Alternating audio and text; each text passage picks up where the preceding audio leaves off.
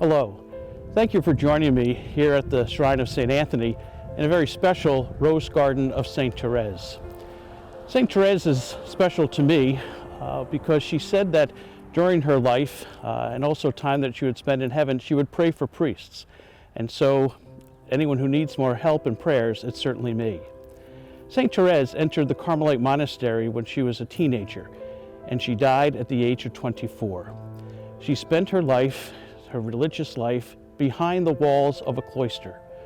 But behind those walls of the cloister, she became famous.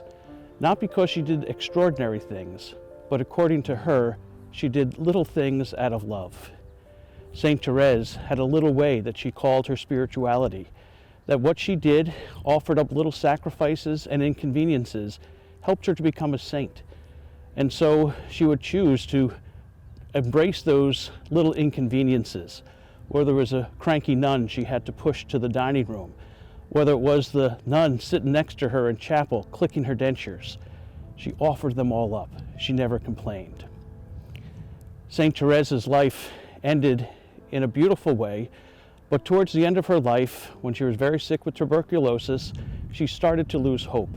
She started to despair, and she even questioned whether there was a heaven. And she would say that basically she at times wanted to take her life. She was so embraced in darkness. But because of her faith, she said, she was able to work through that darkness and embrace our God.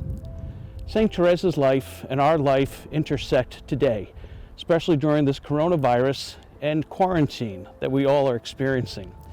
And so we may wonder, staying home, yes, it's safe. Yes, we're not going to spread the virus if we have it, but what good is it going to do in my religious life? Your home is like a little monastery. We always call the family, the home, the domestic church. But because we're stuck inside, like Therese, we can do little things out of love. We can take time and be gentle with our children, even though we may want to duct tape them to the wall because they're driving us crazy. Or maybe we're so lonely and dark that we are yearning for one of those robocalls to come in. And maybe the little way could be not hanging up right away, but telling that person on the other end of the phone that we'll pray for them. Therese faced her darkness. And sometimes when we're experiencing, especially in this coronavirus, a darkness that we seem doesn't end, may we hold on to our faith, not lose hope. We may get very low. We may get very depressed. We may struggle. But through the intercession of St. Therese, the little flower, may we do little things out of love. May we not despair, but hold on to our faith, knowing that darkness is not the end, but light at the end is always waiting for us. St. Therese, the little flower, pray for us.